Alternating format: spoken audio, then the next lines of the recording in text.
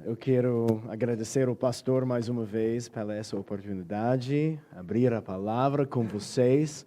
Eu quero também agradecer vocês pela sua paciência comigo e é óbvio que vocês têm fome da palavra.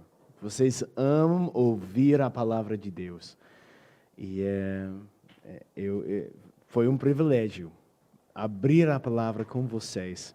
Eu quero fazer isso mais uma vez hoje à noite. Mas primeiro, eu preciso confessar que eu sou um pastor com medo.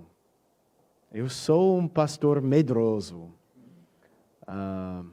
Eu não sei sobre você, mas eu tenho bastante medo na minha vida. Eu lembro quando eu estava mudando minha família aqui, 3 anos e meio atrás, e a gente estava dirigindo para Atlanta, e eu tinha basicamente todos os nossos bens, tudo que a gente tinha em malas, em minha família. E eu acho que nesse momento, você sabe essa experiência. Antes disso, eu estava animado, a gente está indo para o Brasil. E nesse momento, no carro, para o aeroporto, eu percebi, o que eu estou fazendo? O que eu estou fazendo com minha família, meus filhos? E o medo não foi, eu estou nervoso. Foi quase paralítico. Isso é importante o que a gente está fazendo. Eu lembro também, quando eu estava aqui em 2019, aprendendo português, e eu tinha medo, ainda. Eu tenho medo falando em frente de vocês, mas eu tinha medo que o que vai acontecer se eu não consigo aprender português. Quando alcançando e equipando, vão me ligar, Brian. Isso não está funcionando. Vamos mudar você para a Inglaterra, um país que fala inglês. Eu tinha medo. E muitas vezes, depois da minha escola da língua, eu cheguei em casa bem desanimado. Eu lembro também, eu estava em Mato Grosso, ensinando pastores lá, e a gente tem um ótimo módulo lá, site lá, e a gente tinha alunos, pastores chegando 10 horas no ônibus para me ouvir. Na verdade, eu estou sendo transparente com vocês. A noite antes do treinamento, eu estava quase paralisado. Não sei se foi um ataque de pânico, mas eu estava... eu não consigo fazer isso. E nesse momento, eu acho que Deus falou para mim, calma, gente, calma, batistas. Ele usou a palavra e ele me lembrou sobre esses versículos. Eu não estava pensando sobre esses versículos, mas eu acho que o Espírito Santo comunica conosco, usando a palavra, usando a espada dele, para falar conosco. Então, ele me lembrou sobre Atos 18. Eu quero ler agora. Atos 18, versículo 9. Nesse momento, em Mato Grosso, muito medroso, paralisado, Jesus me animou. Atos 18, versículo 9.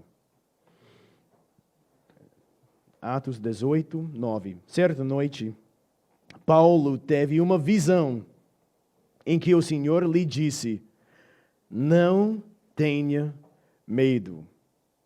Pelo contrário, fale e não fique calado, porque eu estou com você. E ninguém ousará lhe fazer mal, pois tenho muito povo nesta cidade. Assim, Paulo permaneceu em Corinto 1 ano e 6 meses, ensinando entre eles a palavra de Deus. Ele usou essa passagem na minha vida para me animar, para me dar coragem. Eu acho que nesse momento, Deus estava comunicando comigo: coragem, Brian. Eu estou com você. Eu vou proteger você. Eu vou usar você. Isso é minha mensagem hoje à noite. Bem simples, mas eu espero que vai animar seu coração. Eu acho que todos nós temos medo. Eu não sei o que está acontecendo na sua vida. Eu acho que às vezes a gente tem medo na vida cristã.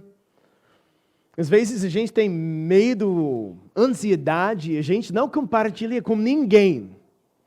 Porque a gente tem vergonha. Se eu falo que eu estou paralisado com medo, às vezes eu não posso sair da minha casa. Às vezes eu tenho esses ataques. Talvez outras pessoas vão me julgar. Oh, nossa, você é fraco. Se você tiver fé. Você entendeu? Eu acho que a gente tem medo em nossa vida. A gente tem medo que eu não vou ser casado. Ou eu tenho medo que meu relacionamento com minha esposa nunca vai resolver. Ou eu tenho medo que meus filhos não vão buscar o Senhor. Ou eles não vão voltar para a igreja. Eu tenho medo que eu não posso fazer minhas responsabilidades amanhã. A gente tem medo em nossa vida. E talvez para você é sobre ministério. Isso é o contexto aqui, né? Paulo está ministrando em Corinto e ele tem medo. E talvez você sabe, Deus está chamando você para fazer um ministério. Talvez aqui na igreja ou em uma outra cidade, outro país. Você está olhando aqui para nossos missionários, heróis aqui em nossa igreja, para sua igreja, e você, eu não posso fazer isso. Sou uma pessoa normal, mas Deus está chamando você. Você sabe, mas você tem medo. Talvez pastor Maurício está falando com você. Você pode começar esse ministério, você pode ensinar EBD. E você tem medo. Eu quero animar você hoje à noite com esses versículos. Isso é encorajamento para você. Jesus, nosso Salvador ressuscitado, Ele tem encorajamento para você hoje à noite nesses versículos. Eu acho que, como Ele me encorajou em Mato Grosso, Ele quer usar esses versículos hoje à noite no seu coração, para animar você, para dar você coragem. Então, o que está acontecendo aqui? Eu não sei sobre você, mas eu penso que Paulo, ele foi um missionário super-herói. Ele não tinha medo. Que ele foi uma máquina de pregação, né? Ele chega na cidade, ele ele prega e pessoas estão, ele não se importa para ele. Mas isso não é a realidade, né? Como a gente sabe, que ele tinha medo? Bom, primeiro, porque Jesus precisava chegar e falar, não tenha medo. E o grego está falando, você tem medo e você precisa parar. E também, a gente lembra, qual cidade ele está? Ele está em Corinto, né? E quando ele escreveu a carta para os coríntios, né, 1 Coríntios, ele falou, e foi com fraqueza, temor e com muito tremor que estive entre vocês. Incrível. Então Paulo, o melhor missionário na igreja, ele estava fraco, medroso, aqui em Corinto. Por quê? Porque ele respondeu assim. Eu não sei exatamente, mas talvez o contexto nos dá dicas. Então, vamos olhar no contexto aqui. Atos 18, olha no versículo 6. No versículo 6, fala como eles se apuseram e blasfemaram. Paulo sacudiu as roupas e disse-lhe que o sangue de vocês caia sobre a cabeça de vocês. Eu estou limpo dele e a partir de agora vou para os gentios. Então, os judeus, eles estão rejeitando a mensagem. Talvez por causa disso. Por causa da oposição no Corinto. Talvez. Mas também ele tinha bastante fruto aqui.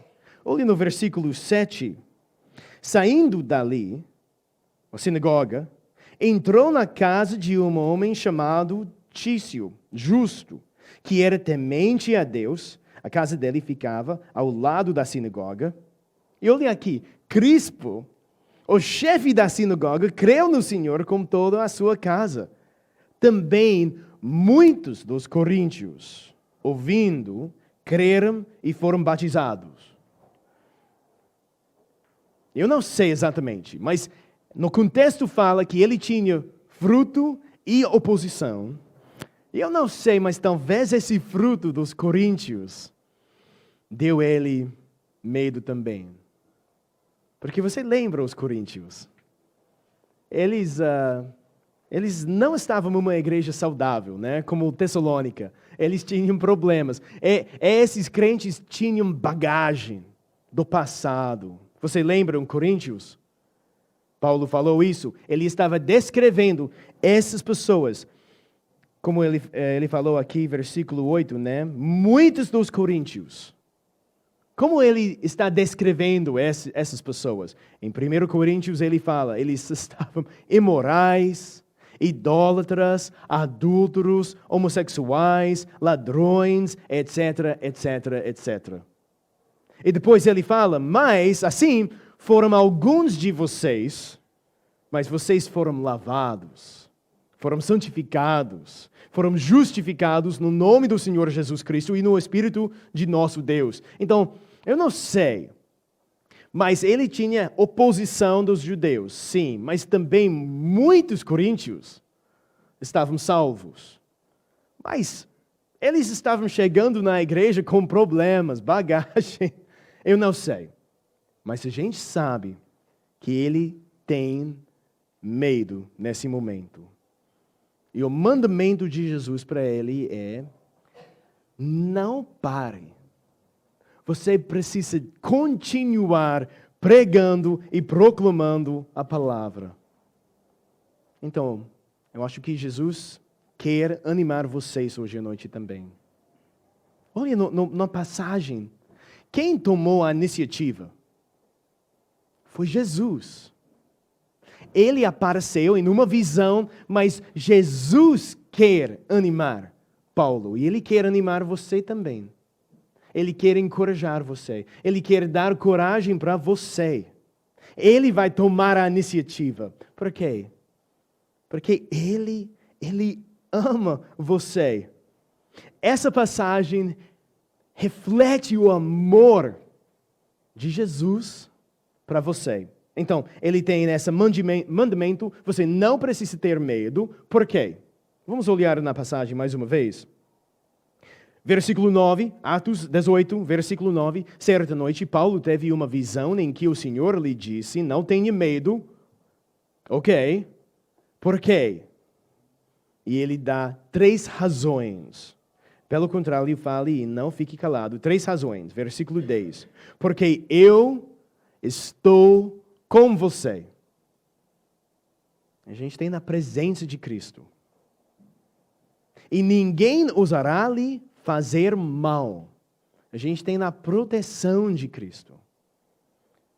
E, finalmente, pois tenho muito povo nessa cidade. A gente tem no povo de Cristo. Essas 3 razões. A presença dele, a proteção dele e o povo dele. Ou você pode falar eleição. Essas 3 coisas vão encorajar, motivar ele para continuar. E vai vencer os medos dele. Então, vamos falar sobre isso. Primeiro, a presença de Cristo. Você vai achar isso em toda a Bíblia, né? Não tenha medo, por quê? Porque eu estou com você. E a gente tem bastante exemplos disso na Bíblia, mas eu queria ler um versículo para você em Jeremias. Se você quer olhar, você pode. Jeremias capítulo 1, ou você pode só anotar. Jeremias 1:8, porque ele foi um profeta com medo. Jeremias 1:8. Não tenha medo deles. Pois, por quê? Eu estou com você para protegê-lo. Isso é nosso segundo ponto, diz o Senhor. E depois no versículo 17, a gente tem um trecho bonito. E você, prepare-se, vá dizer-lhes tudo o que eu ordenar. Não fique aterrorizado, por causa deles, senão eu o aterrorizarei diante deles. E hoje eu faço de você uma cidade fortificada, uma coluna de ferro e um muro de bronze contra toda a terra, contra os reis de Judá, seus oficiais, seus sacerdotes e o povo da terra. Eles lutarão contra você, mas não o vencerão, pois eu estou com você e o protegerei, diz o Senhor. Então, eu quero que minha vida cristã pareça uma cidade fortificada, uma coluna de ferro, muro de bronze. Mas muitas vezes, eu estou como Paulo, fraco, com temor, com medo. Como a gente pode viver na maneira que é uma cidade fortificada, coluna de ferro, muro de bronze?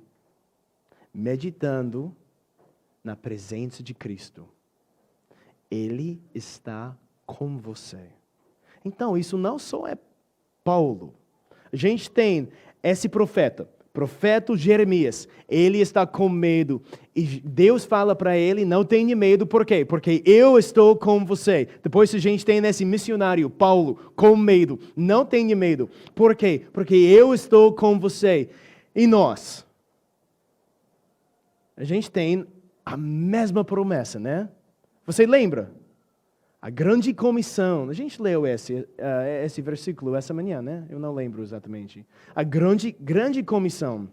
Então Jesus aproximou-se deles e disse: foi-me dada toda a autoridade nos céus e na terra.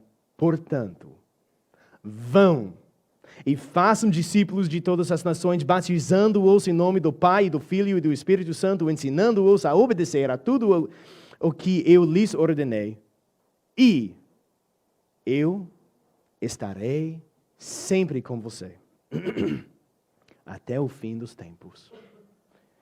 Jeremias, Paulo, nós, a gente tem a mesma promessa. Não tenha medo. Por quê? Porque Jesus está com você. A gente está continuando esse ministério. Lembra, a gente falou sobre isso em Atos 8, né? A gente está continuando o ministério de Jesus Cristo.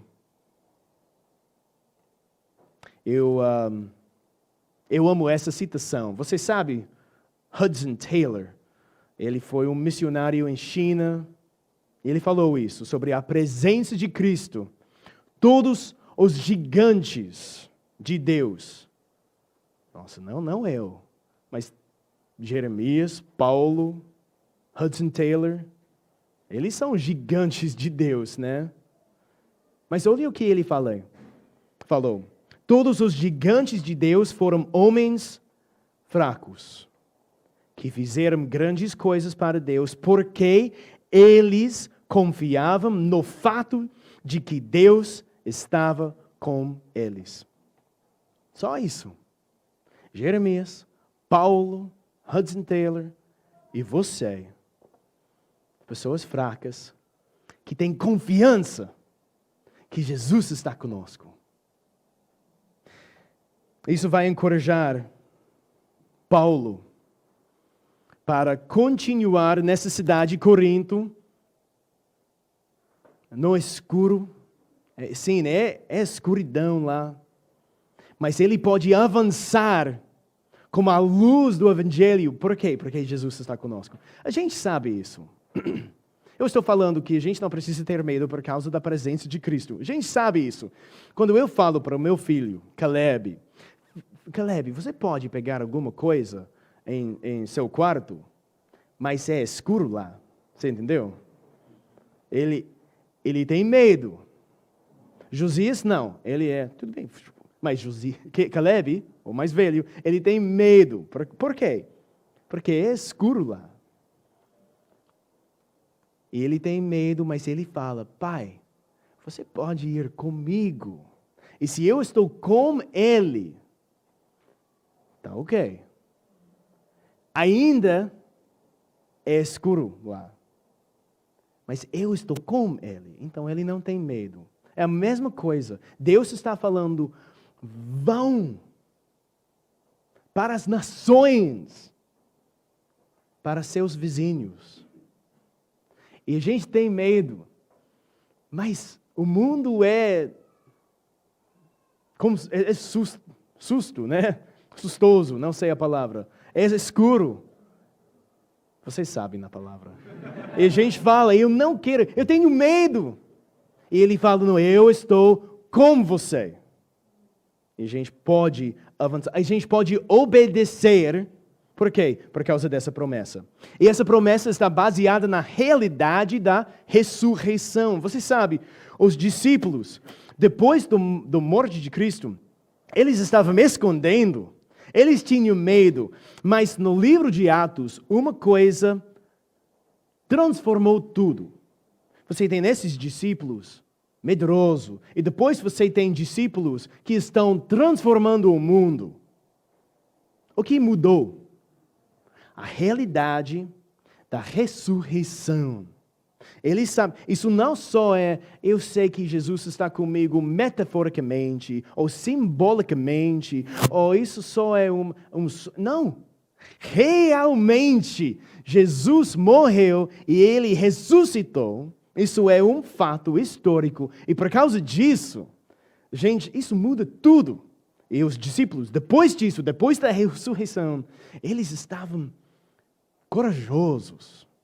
E a gente pode ser também. O que isso significa? Isso é simples, meus irmãos. Eu só queria animar vocês que Jesus está com você. Às vezes a gente pensa, ninguém entende meus medos, meus desafios, minhas dificuldades. Ninguém entende. Talvez você não falou seu pastor ainda. Ele não sabe. Ninguém sabe. Mas Jesus sabe. E Ele está com você. Ele não esqueceu você. Ele não deu você um fardo e depois esqueceu. Nossa, eu esqueci que você tem nesse fardo. Não. Ele sabe. Ele está no controle. E Ele está com você. Ele não abandonou você. Eu acho que seria mais fácil. Talvez Paulo esteja pensando, os judeus me rejeitaram. Talvez Deus também me rejeitou. E Jesus está falando para ele, não. Ao contrário. Sim, você tem oposição, mas isso não significa que Deus abandonou você. Jesus está com você. Eu quero animar você para meditar na presença de Cristo. Amanhã, quando você tem seus medos, eu não sei quais medos você tem, mas as dificuldades na sua vida, você acha, eu não posso obedecer, eu não posso cumprir minhas responsabilidades, eu não posso. Medite na presença de Cristo. Talvez você possa memorizar esse versículo, ou Isaías 41. Por isso, não tema. Por quê? Pois estou com você. Não tenha medo, pois sou o seu Deus. Eu o fortalecerei e o ajudarei. Eu o segurarei com a minha mão direita vitoriosa. Isso só é um exemplo. Medite na presença de Cristo. eu queria usar, a gente está meditando sobre a providência de Deus e nossa responsabilidade a proclamar, né? Eu quero usar mais uma ilustração sobre um missionário. Você ouviu sobre John Paton? João Patton? Não sei como você pronuncia o nome dele. John, não é meu pai. John Paton, ele estava eu não sei a palavra, Novo Hebrides, mas ele estava um missionário com, eu não sei essa palavra também, com cannibals, como você fala? Canibais, ok, um cognato. E ele é um missionário lá, servindo. E uma noite, ele passou a noite inteira em uma árvore, escondido dos seus inimigos. E ele escreveu isso. Sozinho, mas nunca sozinho. Se é para glorificar meu Deus, eu não vou reclamar de passar várias noites em uma árvore, para sentir de novo a presença espiritual do meu Salvador, para desfrutar sua companhia consoladora. Então, quando lançando sobre sua própria alma, sozinho, totalmente só, no meio da noite, no mato, nos braços da própria morte, você tem um amigo que não te deixará na mão. Então, não sei se você está escondendo em uma árvore, você tem inimigos, mas todos nós temos medos. E a gente tem na presença de Cristo um amigo. Então, isso é a primeira razão. Por que você não precisa ter medo? Por causa da presença de Cristo. Segundo, a proteção de Cristo. Vamos olhar no versículo de novo. Versículo 10. Porque eu estou com você e ninguém ousará lhe fazer mal. Jesus vai proteger Paulo. Mas isso é interessante. E a gente precisa ter uma doutrina da providência que entende como isso funciona. Jesus está falando, eu vou proteger você. Mas olhe no versículo, eu preciso achar aqui. Depois disso,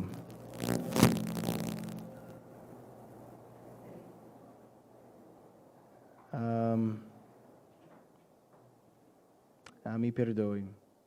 Eu não posso achar, talvez você possa me ajudar.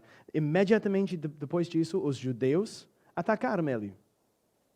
Então Jesus está prometendo, eu vou defender você. E imediatamente depois disso, eles atacaram. Isso significa que era mentira? A gente precisa ter uma doutrina da proteção de Cristo, que não necessariamente significa ele vai resolver todos os nossos problemas. Você achou o versículo? Qual versículo?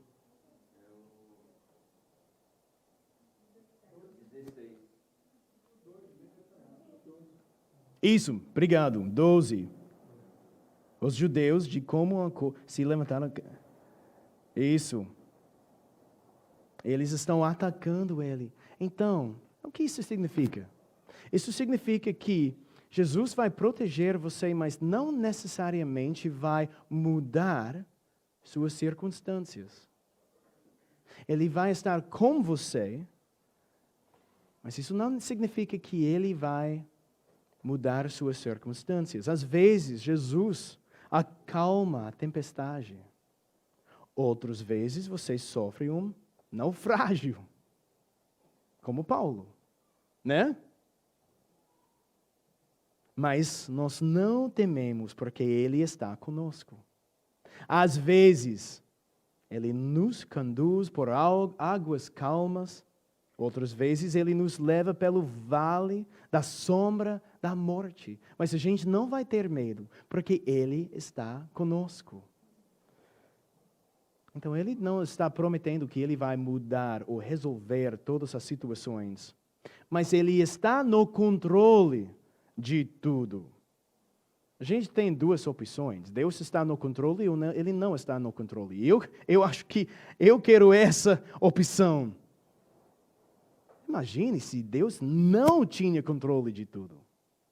Mas a gente tem confiança na providência de Deus, que Ele tem controle de tudo. Eu sei que você tem coisas na sua vida que machuca, que dor. A gente tem realidades bem graves em nossa vida.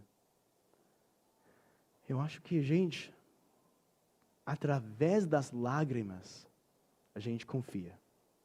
Na presença de Cristo e a proteção de Cristo, a gente tem confiança que Ele está nos protegendo de todo mal.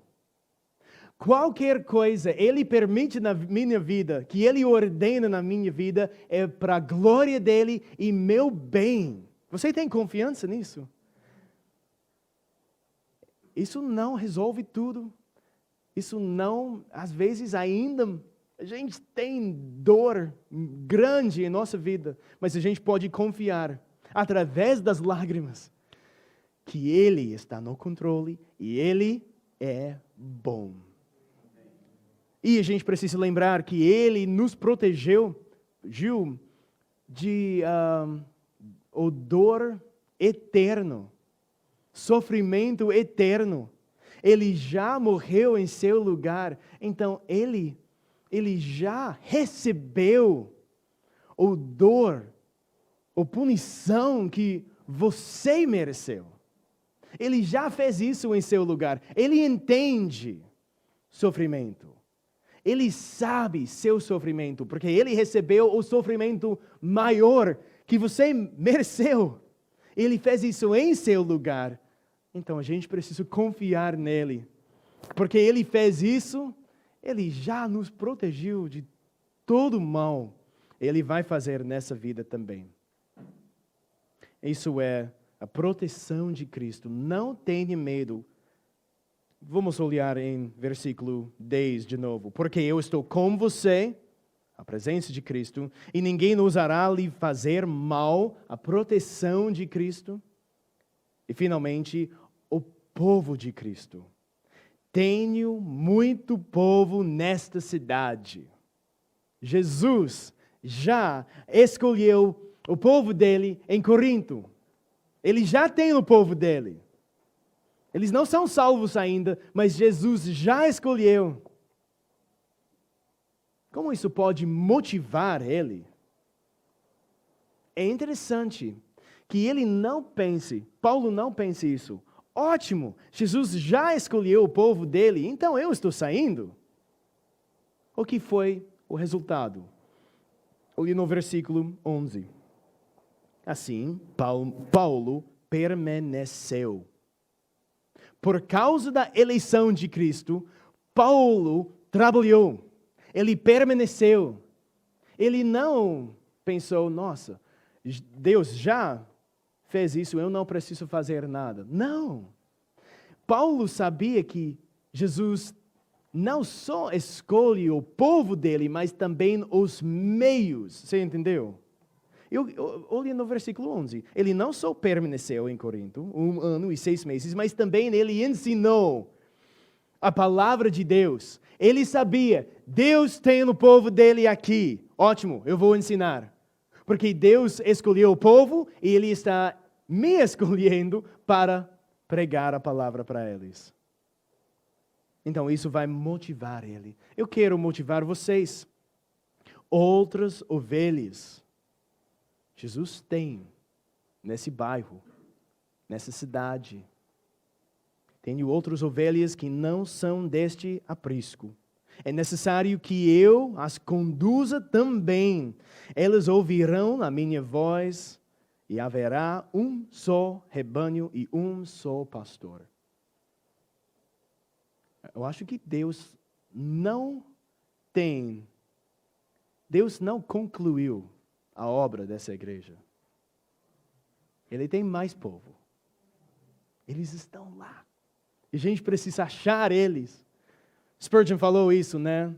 Se todos os eleitos tinham um grande X na costa, A gente pode pregar para eles. Mas não é assim. Então a gente prega para tudo. Mas Deus sabe. Ele vai usar você para alcançar as ovelhas dele e para ser parte dessa família. Então ele está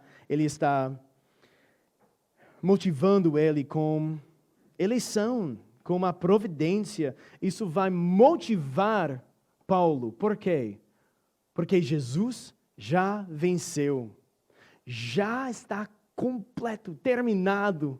E ele pode ter confiança. Eu vou pregar, porque Jesus já escolheu o povo dele. Vamos achar as ovelhas de Cristo. Então Deus está encorajando ele. Não tenha medo. Crente medroso, não tenha medo. Porque você tem na presença de Cristo, a proteção de Cristo e o povo de Cristo. Ele vai usar você. Por que, gente? Por que a gente tem medo? Eu acho que a chave palavra é amor. A gente ama, eu amo eu mesmo.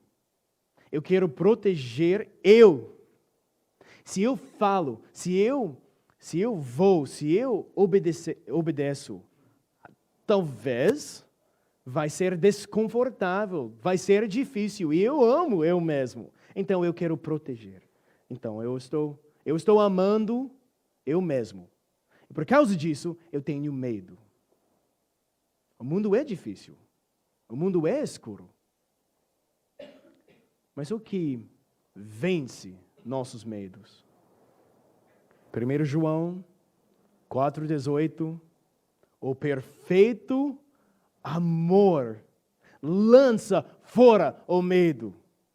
O que pode vencer meus medos? Amor. Não para mim mesmo. Amor de Cristo. O amor que Ele tem para mim e para os outros. Isso pode me motivar. Eu preciso meditar no amor de Cristo.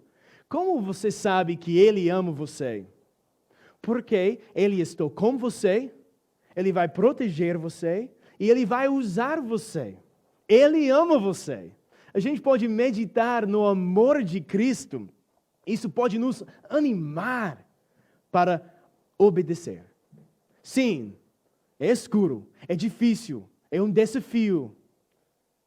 Mas a gente pode ser cheio de amor de Cristo e a gente pode obedecer essa semana. William Tyndale falou isso. Cristo, isso é minha esposa, Cristo está conosco até o fim do mundo. Portanto, que seu rebanho seja ousado. Eu quero animar vocês, povo de Deus. Fique firme. Deus está com você. E Ele tem mais povo que Ele vai alcançar através de você. Vamos orar. Senhor Jesus, muito obrigado pela sua presença, sua proteção e sua eleição. A gente está ouvindo sua voz hoje à noite, falando, eu estou com você, eu cuidarei de você, eu vou usá-lo, e a gente quer perseverar. Eu peço ao Senhor, a gente tem o povo de Deus aqui com medo, e o Senhor sabe as fraquezas, ansiedades, medos aqui. Eu peço que o Senhor encoraje, fortalece hoje à noite. E que essa semana a gente vai meditar em seu amor. E que isso vai nos animar para compartilhar esse amor com outras pessoas. Em nome de Jesus. Amém.